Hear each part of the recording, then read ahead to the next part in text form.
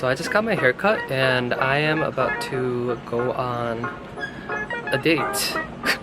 Kind of last minute. Expectations are very low. It's just better that way. Yeah, but I guess I'll update you guys. He should be here soon. 안녕하세요. Okay, we need to have a conversation about dating. More specifically, dating in your 30s in Korea as a gay man.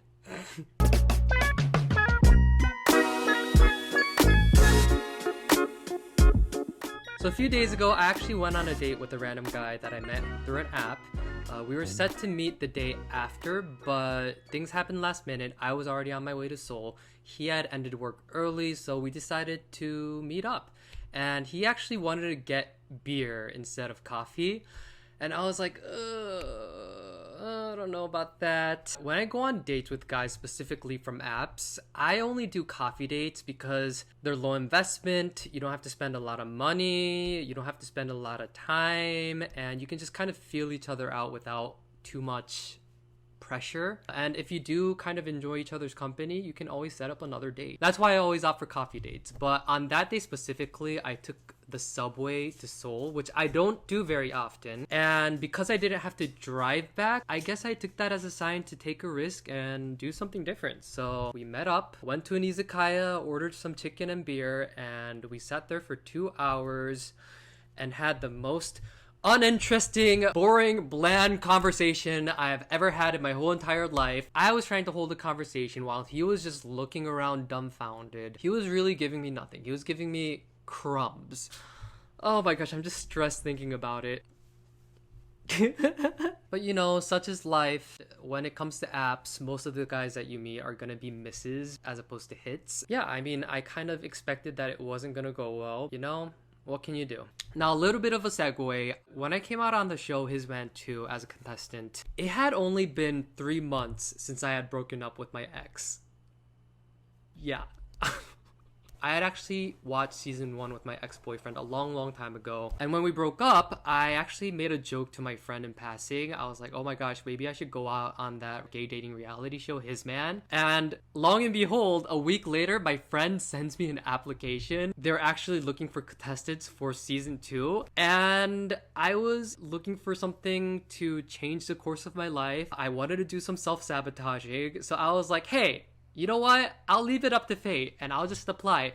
And I got in. I told the writer this, but I actually lied to the writers when they asked me during the interview. They're like, so you were in an 8-year relationship. Are you ready to date again? I was like, oh yeah. It's been more than a year since I've broken up. So I'm going to be completely fine. But yeah, it had only been 3 months since I had broken up when I was actually physically on the show. So as you might imagine, my self-esteem, my confidence was very low going into that show. And I don't know if you guys saw season 2, but it does not end well for me. So basically, my self-confidence that was already low went from low to even lower to the pits of the lowest of lows. Yeah, so basically coming out from the show, I was in a very dark place and I was so latched onto the idea that I needed to find a guy ASAP to, I don't know, find some kind of redemption for myself, to find validation for myself and self-worth. And I would go on these dates with guys and I would basically trauma dump on them. Not all my fault, to be honest, because they would be the ones who would first ask, when was your last relationship? I was like, oh yeah, it was like a few months ago. They were like, oh, how long was it? I was like, 8 years. And they're like, oh my gosh, what happened? And then that would be the end of it. I would just trauma dump on them and they'd be like, okay, you're clearly not ready to be dating again. So if any of those guys are watching, I am terribly sorry. I'm in a much better place right now. Am I though?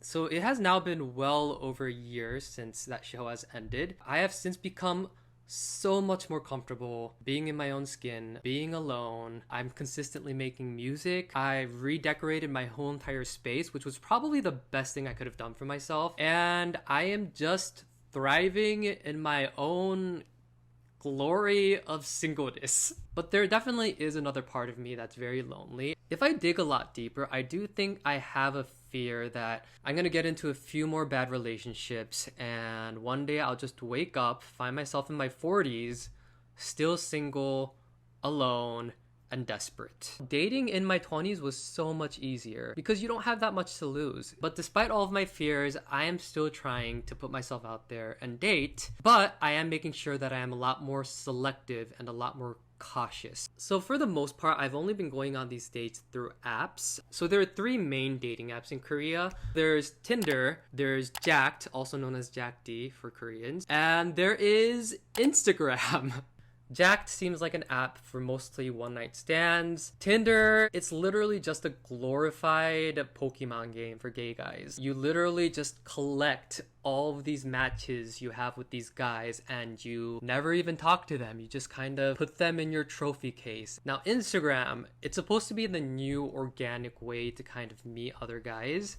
But there's a process to it. You have to like a few of their photos, see if they like any of your photos back, and then you follow them and see if they follow you back, and then you basically, start this long string of liking each other's photos, replying to stories, and hopefully that leads to, I don't know, a conversation in the DMs, which leads to a date. And it's too much work. I don't have that kind of time or the patience. And my Instagram, for the most part, I want to keep it professional, so it just doesn't sit right with me if I'm just like following a bunch of random guys.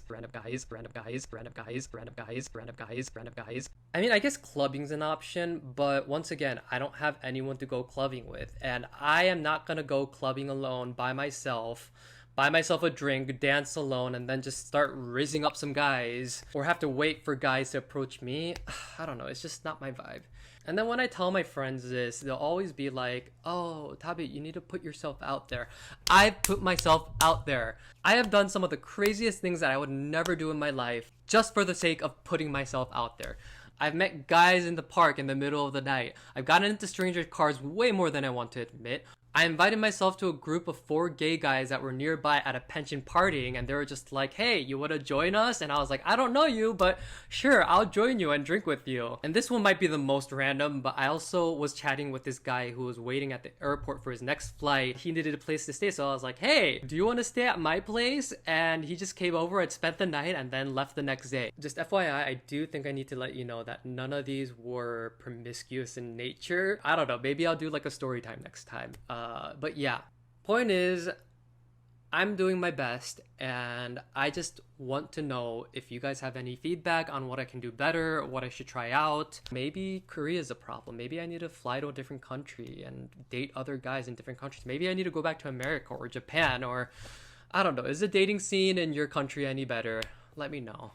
Anyways, thank you for listening to my rant. I guess I will update you guys. Excuse me, have you seen my boyfriend? Have you seen my boyfriend?